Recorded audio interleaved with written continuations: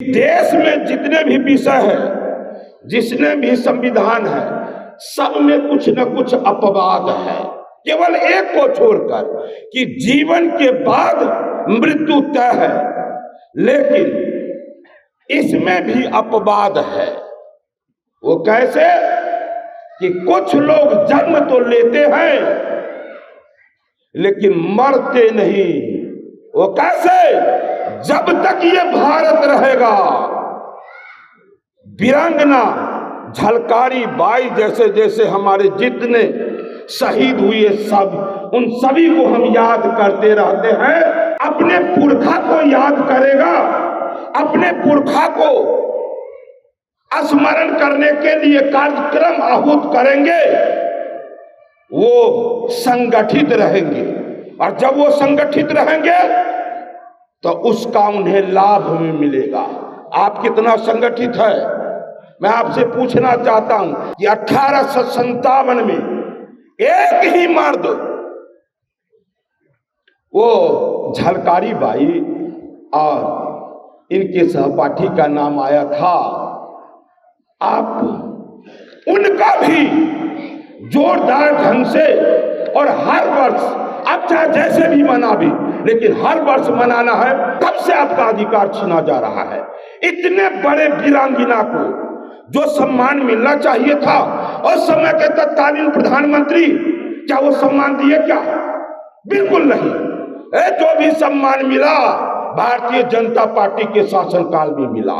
आप जब संगठित रहेंगे तभी जाकर आपको सम्मान मिलेगा। और दुनिया के सबसे लोकप्रिय नेता, गरीबों के मसीहा, भारत के यशस्वी प्रधानमंत्री नरेंद्र भाई मोदी जी, निश्चित रूप से वो बोलते हैं सबका साथ, सबका विकास, सबका विश्वास, सबका प्रयास।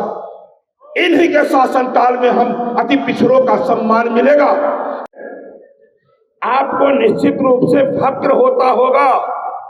मैं कहते रहता हूं प्रसंगवश कि देश में जितने भी विषय है, जिसने भी संविधान है, सब में कुछ न कुछ अपवाद है, केवल एक को छोड़कर कि जीवन के बाद मृत्यु तय है। लेकिन इसमें भी अपवाद है। वो कैसे कि कुछ लोग जन्म तो लेते हैं लेकिन मरते नहीं। वो कैसे? जब तक ये भारत रहेगा, वीरांगना झलकारी बाई जैसे जैसे हमारे जितने शहीद हुए सब, उन सभी को हम याद करते रहते हैं। इसका मतलब इसमें भी अपवाद है, वो मरते नहीं है। आपको निश्चित रूप से मैं कहते रहता हूं, जो समाज अपने पुरखा को याद करेगा, अपने पुरखा को स्मरण करने के लिए कार्यक्रम आहूत करेंगे, वो संगठित रहेंगे। और जब वो संगठित रहेंगे तो उसका उन्हें लाभ भी मिलेगा। आप कितना संगठित है? मैं आपसे पूछना चाहता हूं, एक बार जरा मेरे कहने पर हाथ उठा देंगे तो लगेगा कि आपका समर्थन हमें मिल रहा है। जरा बतावे, ये झलकारी बाई के नाम पर पिछले 5 साल में कितने लोग भाग लिए हैं कार्यक्रम में? वही लोग उठेंगे जो 5 साल से ले रहे हैं। बहुत सुंदर। 2 साल से कितने लोग भाग ले रहे हैं?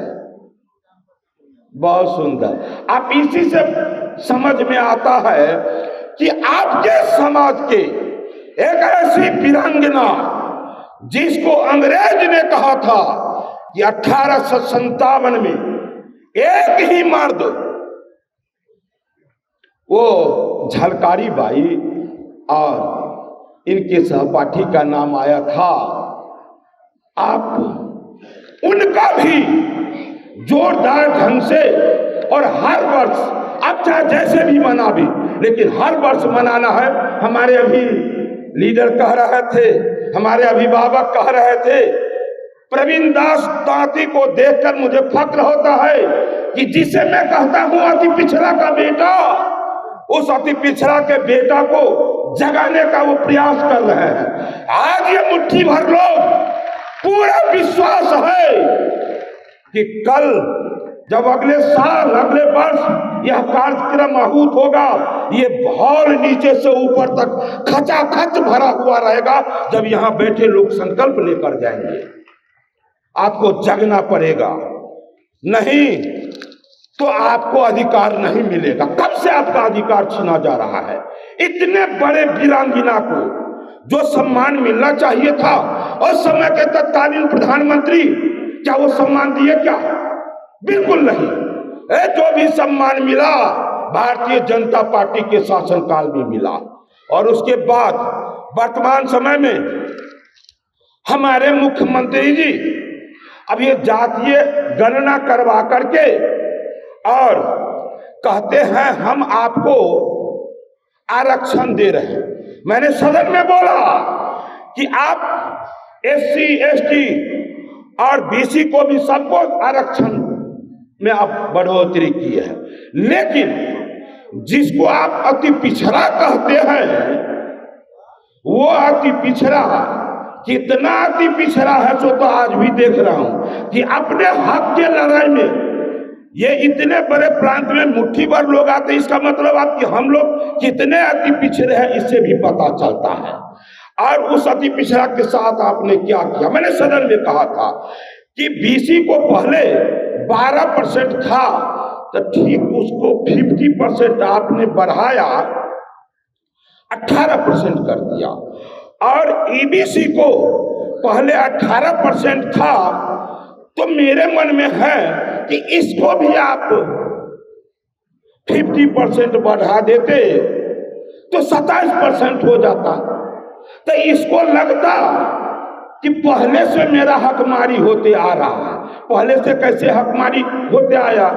जिस समय में आरक्षण की बात आई थी तो 93 जात इसमें हमारे आदरणीय कर्पूरी ठाकुर जी के समय में जोड़ा गया था। बाद में चलकर लालू जी के द्वारा उसमें 18 जाति को और शामिल किया गया। मुख्यमंत्री जी के द्वारा 15 जाति को जोड़ा गया। सबों ने जाति को अपने वोट के लिए जोड़ने का काम किया, लेकिन उसमें परसेंटेज किसी ने न बढ़ाया।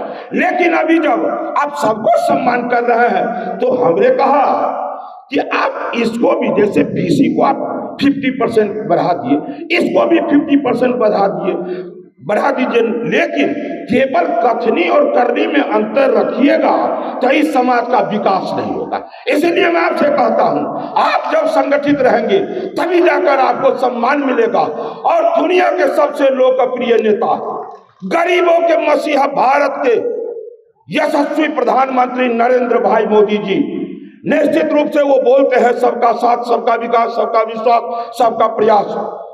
इन्हीं के शासनकाल में हम अति पिछड़ों का सम्मान मिलेगा।